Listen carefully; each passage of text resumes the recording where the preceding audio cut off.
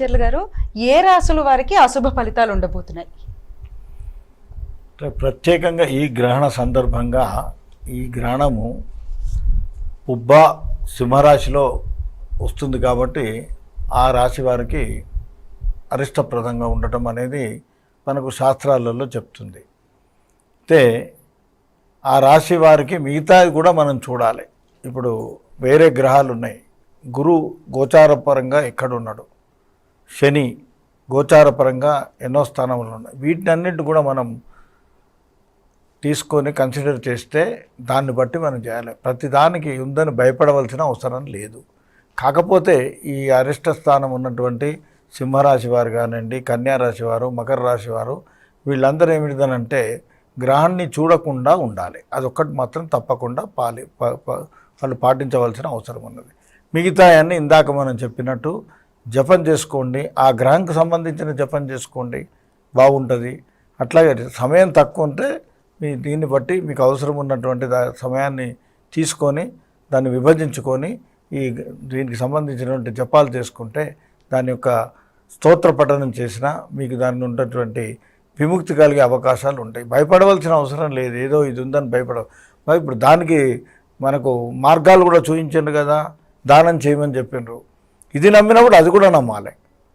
ఇప్పుడు ఒక డాక్టర్ దగ్గర పోతాం, వాళ్ళు యాంటీడోజ్ ఏదైనా అయిందేనంటే రియాక్షన్కు దానిలో యాంటీడోజ్ ఇస్తారు కదా, ఇది ఉన్నప్పుడు దాన్ని కూడా నమ్మాలి కదా. ఇక్కడ కూడా అంతే, మనకు అరిష్ట బలం ఉంది, కరెక్ట్. అరిష్ట బలం ఎట్లా పోతున్నదయ్యా అంటే దానం చూపించండు కదా.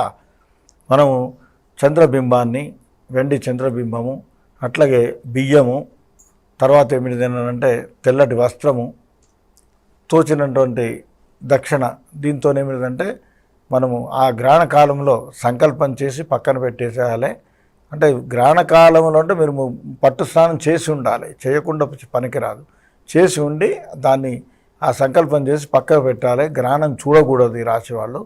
తర్వాత ఏమిటంటే మరుసటి రోజు ఉదయం మీకు అందుబాటులో ఉన్నటువంటి సద్బ్రాహ్మణుడికి దానం ఇచ్చి ప్రయత్నం చేయండి. వారిని కూడా సంతృప్తిపరచండి. వారికి అందుబాటులో లేకపోతే ఏదైనా దేవాలయంలో ఉన్న అర్చకులకు కానీ వాళ్ళకు కానివ్వండి. ఎవరూ లేకుంటే ఎట్లా అని కూడా ఒక అనుమానం రావచ్చు. ఆ బియ్యాన్ని ఆవుకు తినిపించండి, తప్పు లేదు.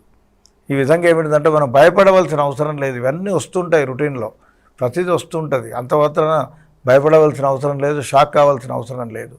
కాబట్టి జాగ్రత్త ఒకటి ఉండాలి, మనోధైర్యం ముఖ్యం ఇక్కడ. ఇప్పుడు మీరు దోషం ఉన్నదని నమ్మినప్పుడు జపం చేసుకున్నప్పుడు దాని ఫలితం కూడా వస్తున్నది కదా. అక్కడ ఉన్నటువంటి దోషం నల్లిఫై అయిపోతున్నది కదా, ఆ తీక్షణత తగ్గిపోతున్నది కదా. భయపడవలసిన అవసరం లేదు.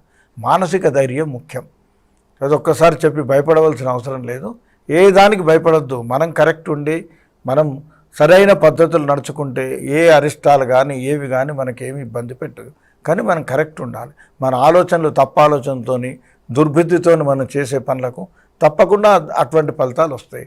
దానికి ఏదో గ్రహణం వలన ఈ దోషం అని మాత్రం అనుకోకూడదు. కాబట్టి ఏమిటంటే ఏళ్లనాట శని ఉంటుంది. ఏళ్లనాట శని 7.5 సంవత్సరాలు ఉంటే ఏం చేయకుండా ఉండరు కదా. శనితో కొన్ని మంచి ఫలితాలు కూడా వస్తాయి. శని ఉన్నప్పుడు భూమి కొనవచ్చు, ఇల్లు కట్టవచ్చు, ఈ ఇనుప వ్యాపారం కానీ ఆయిల్ వ్యాపారం కానీ చేస్తున్న బ్రహ్మాండంగా అభివృద్ధిలోకి వస్తారు. కాబట్టి శుభాలు కూడా ఉన్నాయి, లేవని కాదు. ఒకటి ఏమిటంటే జాగ్రత్తగా ఉండాలని చెప్తారు. ఏ గ్రహం కూడా మానవులకు ఉన్న దేవతలకు ఉన్న డిఫరెన్సే అది. వాళ్ళు ఏదో కక్ష కట్టి మనం చేయరు. ఇప్పుడు మీరు చూస్తారు, శ్రీకృష్ణుడు అటువంటి వాడు, ఆయనకు శక్తి లేదా అండి అని ఎన్ని సందర్భాలలో సైలెంట్గా ఉన్నాడు. వీళ్ళు ధర్మరాజుకు వీళ్ళకి చెప్పలేకపోయిండా, జూదం ఆడకూడదని చెప్పలేడు ఆయన, చెప్పలేదు. కర్మఫలం ఎవరిది వాళ్ళు అనుభవించవలసిందే. దాన్ని ఆయన అలో చేసిండు. సమయం వచ్చినప్పుడు శిశుపాలుడికి 100 తప్పులకు అవకాశం ఇచ్చిండు. 100 తప్పుల తర్వాత శిరచ్ఛేదం చేసిండు. అంటే ఇక్కడ కూడా అంతే. అనవసరంగా ఏదో గ్రహణం దోషంతో ఏదో అయింది అనుకోకూడదు. మనం చేసే కర్మ బట్టి మన యొక్క క్రెడిట్ పాయింట్స్ వస్తాయి. మనం చేసే తప్పు పనులతో డెబిట్ పాయింట్స్. అంటే ఆ నష్టాలు అక్కడ దాంతో వస్తాయి, దీంతో కాదు. మనం మంచి చేస్తే ఏది జరగదు. కాబట్టి ధైర్యంగా ఉండండి, మంచి ఆలోచన చేయండి, మంచిగా ముందుకు పోండి. ఏ గ్రహణ దోషాలు కూడా మిమ్మల్ని ఏం చేయలేవు.